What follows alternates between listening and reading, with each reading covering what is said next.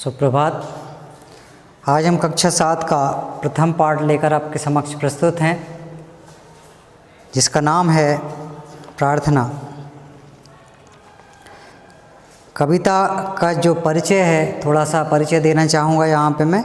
प्रस्तुत कविता में कवि ने हमें जागरूक बन देश की रक्षा करने के लिए कहा है। हम अपनी शक्ति और बुद्धि का सदुपयोग करें ताकि आगे आने वाले समय में प्रत्येक मुसीबत, प्रत्येक संकट का हम निर्भय होकर सामना कर सकें। तो यहाँ पर एक कवि संदेश दे रहा है कि हमें किस्मत के सहारे, भाग्य के सहारे नहीं बैठना चाहिए, अर्थात हमें कुछ न कुछ कार्य करते रहना चाहिए और मेहनत और परिश्रम के द्वारा हम कुछ भी प्राप्त कर सकते हैं। इसके लिए स्वयं हमें कुछ आगे आकर विकास का कार्य करना चाहिए। तो यहाँ पे पहला पद है, पहला पद्यांश है। यहाँ पे कवि कह रहा है, तन से, मन से और बुद्धि से हम सब बहुत बड़े हों। यहाँ पे कवि कह रहा है कि यहाँ पे कवि कामना कर रहा है कि हम सभी तन, मन और बुद्धि से बड़े हों और पर्वत से हो सिर ऊंचा कर। हमारा जो सिर है वह पर्वत की तरह ऊंचा हो, ऐसा हम कुछ कार्य करें और सीना तान खड़े हों। हम ऐसा कार्य करें कि हमारा सिर गर्व से ऊंचा रहे और सीना हमेशा चौड़ा रहे। हम यहाँ पर कोई भी कठिन काम हो भारी, हम करके दिखला दें। किसी भी प्रकार का कार्य क्यों ना हो, कठिन से कठिन कार्य क्यों ना हो, हम उसे करके दिखला दें। ऐसी यहाँ पे कामना की गई है कवि के द्वारा। हम करके दिखला दें, आंधी से हो मुसीबतों को बादल सा बिखरा दें। कवि यहाँ पे कह रहा है कि हमें मुसीबतों का, संकटों का ऐसे सामना करना चाहिए जैसे आकाश में आपने देखा होगा कि बादल बिखर जाते हैं और मुसीबतों को ऐसे चूर कर देते हैं जैसे आकाश में बादल बिखर गए हों, दूर दूर तक अलग अलग हो गए हों। ऐसे ही प्रत्येक मनुष्य को मुसीबतों का सामना डटकर करना चाहिए और उनसे हमें निजात पानी चाहिए, अर्थात उनसे मुसीबतों से निकल आना चाहिए, दूर हो जाना चाहिए। दूसरे पद्यांश में यहाँ पे कवि कह रहा है, मुट्ठी में तकदीर बांधें।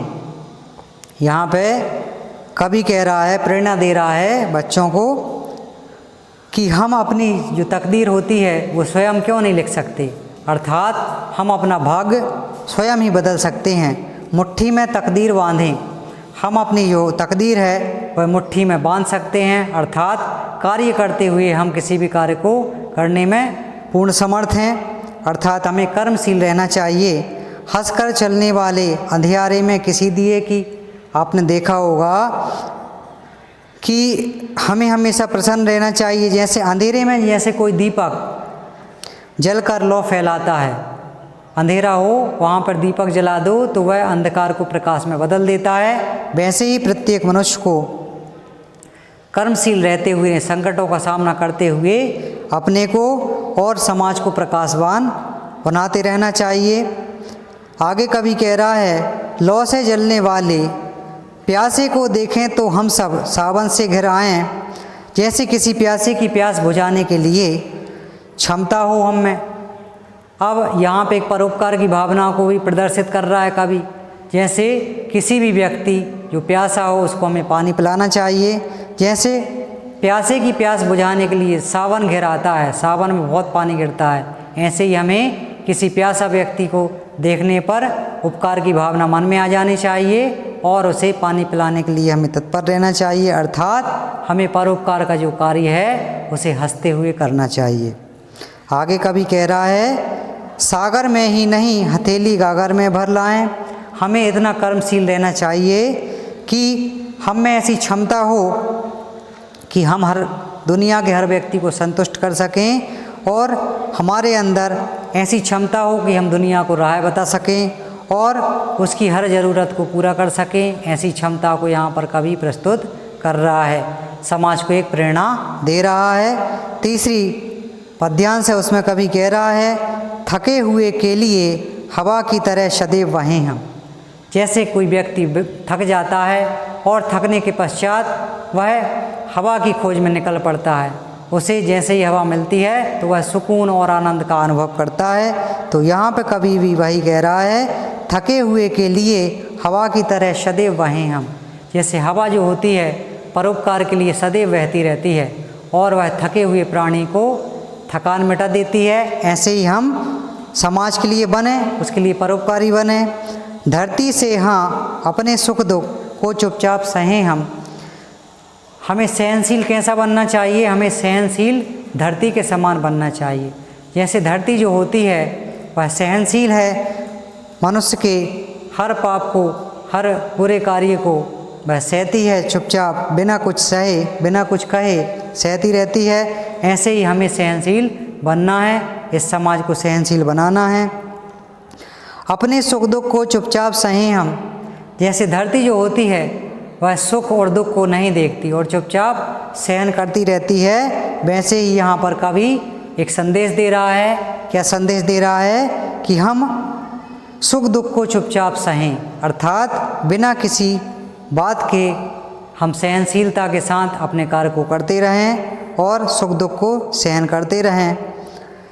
दीन दुखियों का दुख हरने को रहे न फुर्सत। यहाँ पर कवि कह रहा है हम इतने परोपकारी बने कि दीन मतलब गरीबों की और दुखियों की सहायता करने के लिए हम दिन रात तत्पर रहें, अर्थात उनके सहायता के लिए हम हमेशा तैयार रहें।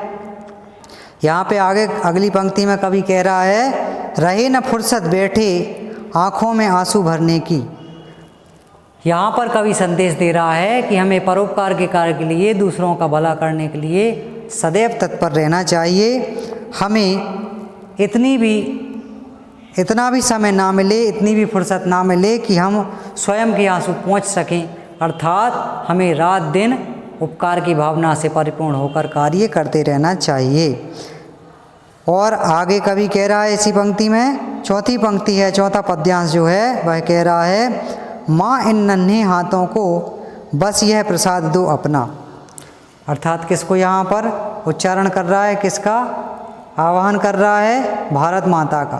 कभी माँ से यह आशीष पाना चाहता है, कभी भारत माँ से यह आशीर्वाद पाना चाहता है कि ये उस तक भी पहुँचे जिसको सब कहते हो सपना। अर्थात यहाँ पर कवि कह रहा है कि हे माँ, हे धरती माँ, मुझे ऐसा आशीर्वाद दो कि वह मैं उस कार्य को, उस कठिन कार्य को भी करने में सक्षम रहूं, जिस कार्य को जैसे बादल के समान कोई छू ना पाए, ऐसे कठिन कार्य को भी मैं करने में समर्थ रहूं। किसी के लिए सपना सा रह जाता है, ऐसे कठिन कार्य को भी मैं करने में संपन्न रहूं, समर्पित रहूं। हम हर तरह के से परिपूर्ण हो सकें और हर असंभव ऊंचाई को प्राप्त कर सकें, अर्थात हर कठिन से कठिन कार्य को मैं यहाँ पर कर सकूं, हर गरीब की, हर दुखी की मैं मदद कर सकूं, हर असहाय की मैं सहायता कर सकूं, ऐसा मुझे आशीर्वाद दो। भारत माता से बार बार यहाँ पर आशीर्वाद की कामना कर रहा है। तो ये हमारा प्रथम पाठ था कक्षा 7 का, जिसमें कवि बार बार प्रार्थना कर रहा है भारत माता से। इसमें एक ही शब्द छुपा हुआ है, वो था परोपकार की भावना। तो हर पंक्ति में हमें भारत माता से कवि आह्वान कर रहा है कि परोपकार की भावना से मुझे ओतप्रोत कर दो, ऐसा आशीर्वाद दो जिससे मैं समाज और जगत का भला कर सकूं।